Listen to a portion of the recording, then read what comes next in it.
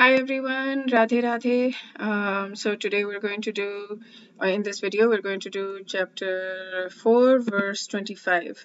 And here Bhagwan Sri Krishna is talking about the different kinds of sacrifices. It's a pretty good verse. So I wanted to talk about something else. I'm going to talk about that first. And if you want to skip straight to the verse, as usual, scroll to the right until you start seeing the screen as well, instead of just my face. Um, Tomorrow is Janmashtami, and I am extremely excited. I am the two big festivals for me in the year are Janmashtami and Radhashtami, and I just want to do everything I can to make it. I want to throw myself into helping out as much as I can so that it can be a roaring success. Because I feel like it'll benefit everyone who attends at least once a year. There are many people who will attend ISKCON only on Janmashtami. That for them that's a bigger festival, and for me the Radha Ashtami as well. So I've been volunteering at the temple a lot. So there was something that somebody said, which last year I would have probably said myself, and this year it just brought out this different part of me that I didn't know existed. And I was ranting to myself afterwards, because I thought about this afterwards, and I was ranting to myself, and I was like, whoa, okay, I have changed. I have understood things a little bit better. I have learned to appreciate ISKCON so much more, and this bhakti path so much more, over the last year and a half since I started on this journey. And so now when somebody says something kind of negative or something about ISKCON, then I'm able to articulate, and I was doing it in the form of ranting in my head. But I don't probably need to rant, but I want to talk about that, like what I have learned, so that if any of you are in that place where you have some reservations or some things. I have tons of reservations still. I'm not saying I'm clear and free of all reservations, but there are things that I have learned that have overcome those, and I would like to talk about them. So what this person was saying is that he went to this particular ISKCON, and there was a lot of recruiting, or sales, basically sales, selling books or asking for money, donations, things like that. So he wasn't feeling very comfortable there, and so my immediate thing was that the temples run on donations, and if people don't ask, then people don't get, like the temples don't get. Now Seattle is, I found out recently, is one of the unique temples in which food is served, every prasad is served every evening, every, like after 7 p.m, 7:15 p.m, every evening, and on the weekends also, all day. Most temples have it on Sunday evenings. They'll have a Sunday evening feast. Um, but Seattle has it every evening and all day on the weekends, both days of the weekends. And it has food trucks. Apparently, its food trucks are a little bit more tricky in the other parts of the country because of there's rules, around that kind of stuff, sanitation rules. You have to get permits, things like that. And Seattle has figured it out. And we have food trucks that go, I don't know, multiple times a week, many times, 3-4 times a week or something, that food trucks go out and feed the homeless for free, right? Like this free food, free prasad being given in the temple and through food trucks. And so many festivals. There's just something or the other going on continuously. We had Anand Mela, which was a huge event, and we went volunteering, tons of volunteering there. Then we had the Rath Yatra here. It always happens on the Labor Day weekend here. And we have Janmashtami now, and then we have Prabhupada Parents' Day after on Thursday, and then we have Radhashtami after that, and I'm sure we have other things before that. It's just, and the amount of work that goes in to do this is enormous. Like, you go to the thing, you set up stalls, you set up the food, you set up volunteer tents, you set up like it is just, and you prepare the food, you sell the food in Anand Mela, and in Janmashtami you give the food freely, and it's just so much thinking and thought goes into it. And there are people who just spend their entire days and nights like just working on this thing, and they work on festival after festival after festival. And then there are people who are coming in, lecturers who are coming in to talk, and then somebody is hosting them, people are cooking for them. And for the food trucks, people are going there, and it's people love to give. So they're like, I asked, can I go in the food truck? And they're like, no, these are like, there's a long wait list for this, for people who want to go in the food trucks. People are like eager to serve, eager to give their time, spend their energy. And all of this happens, all of this takes money as well. So there are two big things that happen. You need volunteers to help do the work, and you need money. Both things are very important in something like this, to pull off something like this. And the amount of work that people do, they wake up, people who live there, they wake up at 3:30, and they're cooking and they're working continuously non-stop till night. And I mean, they'll maybe sleep for an hour or two in the middle of the day because they need it, but then they're working. Other than that, they're working non-stop. So when people say that, there is a lot. So what I wanted to say is that what you're seeing right now is what you're seeing. You're seeing things from a certain perspective. What you're not seeing is that the amount of the huge hearts that people have in order to make this happen, and the fact that the money is needed, and the fact that the volunteers are needed to pull something like this off. And you'll come in on Sundays, or you'll come in on weekdays, and you'll eat the food, but you'll not appreciate, you'll not think about, you'll not realize the amount of work, the sheer amount of work and money that goes into making this happen. And so I wanted to rant, and I wanted to say, you've got a decision to make right now. If you want to look for what's not working or what's not good, you will find it. But you've got to make a decision whether you want to look for the good or look for the bad, because whatever you look for, you will find. And if you look for the good, you're going to see so much, enormous amounts of good. And all of these people who are doing all of this work, all of this, like, day, night, I get tired. I do a few hours of work and I'm like, oh my God, I'm done. People are working all day long, and they're working like thing after thing after thing, festival after festival, lecture after lecture, something or the other, just all year long. Summer, winter, doesn't matter, just all year long there's stuff going on. So, but those people, that's the thing.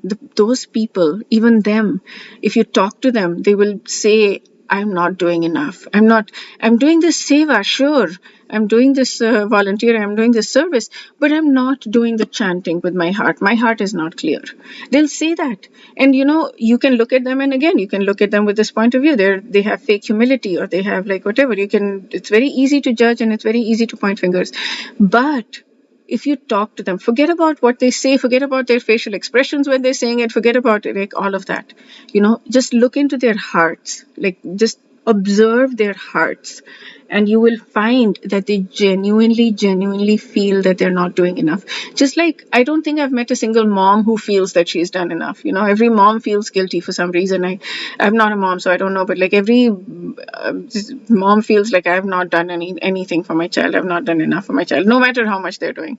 So it's like that at the temple as well. Every person, male, female, whatever, every person who's working day and night so much, doing all kinds of things, who is doing the chanting, listening, hearing, praying, all of that, no matter what they're doing, they always feel like, I'm not doing enough. That's how they feel inside. And why are they doing all of this?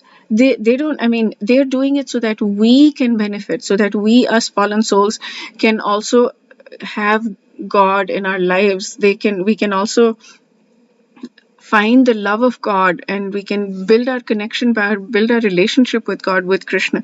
And they're doing it just like that. They're feeding us every day. They're feeding us, because when we eat prasad, as opposed to eating food outside, when we eat food that has been offered to God, then we are nourished by that. And they just want us to be nourished. Even if we're not chanting, even if we're doing absolutely nothing else, people have such big hearts that they want to cook for people every day. Every single day, they just want to cook for people and give away prasad to people, because that prasad is going to nourish the bodies of the people who are eating them, even if they don't know it, even if they don't know that they're eating prasad, even if they don't know anything about Krishna, even if they don't know anything about lectures or hearing or whatever, they still want to cook and feed using their own money and time and energy and everything.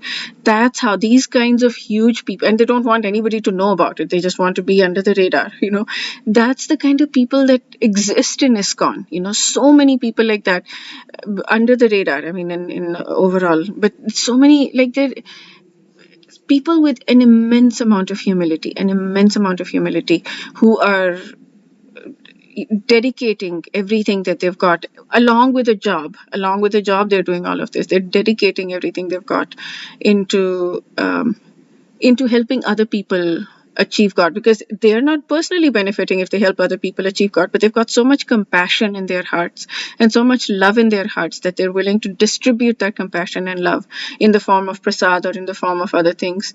And yeah, they're very eager to help other people um, see this path, feel this love of God, because they're that amazing, they're that good. So yeah, I mean, we've got a decision to make. How do we want to look at life? Do we want to see the good or do we want to see the bad? Do we want to appreciate? Do we want to look at people from the point of view of disdain or from the point of view of like judgment, or do we want to look at people from the point of view of appreciation and humility? Okay, that's my rant. And now let's go to the verse and let's sing the verse together. This kind of will tie in, I think, to the topic, that if I'm able to figure out how to tie in, because these are such complicated topics. Okay. देवमैवापरे यज्ञं योगिनः पर्युपासते ब्रह्माज्ञावपरे यज्ञं यज्ञेनैवोपजुह्वति. Okay. Some yogis perfectly worship the demigods by offering different sacrifices to them. Some offer sacrifices in the fire of the Supreme Brahman. Okay, so this I'll try to, and I don't know how much I've understood of this. So Daivam eva apare yagyam, in worshipping the demigods, eva like this, apare some others, yagyam sacrifices. So some others will sacrifice like this in worshipping the demigods. Yogina paryupasate, yogina mystics worship perfectly. Paryupasate, mystics worship perfectly. Brahmagna vapare yagyam, of the absolute Brahma, of the absolute truth. Agnav, in the fire. Apare, others. Yagyam, sacrifice. Others will sacrifice in the fire of the absolute truth. Yagye neivo pajuhyavati. Yagena, by sacrificing, thus eva upajuhvati, offer. They will thus offer. So okay, so this Srila Prabhupada, I've started reading. I'm so happy that I've started reading Srila Prabhupada's commentaries. So okay, so he talks about Krishna consciousness, of course. That person's a perfect yogi. But the thing that I liked about this, which I didn't understand, I mean, the thing that was new for me, was that, okay, so there, he's talking about two kinds of sacrifices. Worshipping the demigods so that we can get material benefits. That is what the demigod worship is.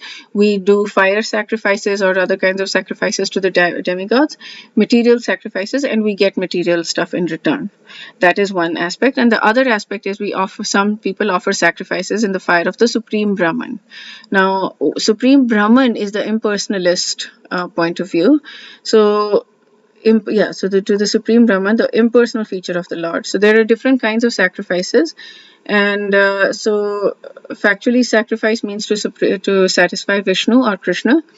But let's talk about the Brahman thing here. So others who are impersonally sacrifice their identity by merging into the existence of the impersonal Brahman. So people who are impersonalists think of Brahman, Supreme Brahman, as God, and we merge into that Supreme Brahman. So there isn't this concept. The thing that's missing in the impersonalist thing, or at least different, is that there is no love like that. We're just existing into God. We are God ourselves, and we're just existing into, merging into God. So the demigods, okay, so that is going back to the demigods, are powerful living entities appointed by the Supreme Lord for the maintenance and supervision of all material functions like heating, watering, lighting the universe. So when we want material benefits, we sacrifice and we worship the demigods, and we do the rituals according to that. But then when we're called, they're called Bhavishwaravadi. Okay, so the impersonal regard the forms of the demigods as temporary, which it is, and they sacrifice their individual selves in the supreme fire, and they end their individual existences by merging into the existence of the supreme. I didn't know that. That is insightful. So, I mean, good to know. So they sacrifice their time in philosophical speculation because they focus more on Jnaya Yog, which is the knowledge yog, to understand the transcendental of the nature of the Supreme. So fruitive workers sacrifice material possessions for material enjoyment by worshipping demigods, and impersonalists sacrifice material designations with a view to merging into the existence of the Supreme. So the fire for the fire altar of sacrifice is the Supreme Brahman for the impersonalist, and the offering is the self being consumed by the fire of Brahman. Yeah, so that's pretty incredible. Okay, so for me, I am very much now feeling the personalist point of view, because there is just this immense amount of love that is there, and for me it's all about love. It's not about knowledge, it's about knowledge. My head just doesn't do anything for me. My heart just is everything. So the Krishna conscious person, like Arjun, however, sacrifices everything for the satisfaction of Krishna. Thus his material possessions is well as his own self. Everything is sacrificed for Krishna. Thus he's a first class yogi, but he does not lose his individual existence. This is the difference. We do not lose our individual existence. We maintain our individual existence, and we worship. Okay, so let's see. Swami Mukundanand had a pretty good translation. Some yogis worship the celestial gods with material offerings unto them. Others worship perfectly, who offer the self as sacrifice in the fire of the Supreme Truth. Now, he called it Supreme Truth, not Supreme Brahman. And yeah, so he hasn't separated this personalist thing that Srila Prabhupada did. So he's talking about the self. So it's a different translation here, and here he's translating more in terms of the personalist point of view. He's saying, what does it mean to offer oneself a sacrifice? This is performed by surrendering oneself completely to God. Such surrender has 6 aspects to it, and it's explained in Bhagavad Gita 1866. So yeah, he's talking about Atma Samarpan, or Atmahuti, or offering one's soul to God. Okay. So I think he's talking about the personalist point of view. So different points of views. Okay, so that's it for today. We'll do chapter 4, verse 26 next video. Wish you a day filled with spiritual growth. Radhe Radhe.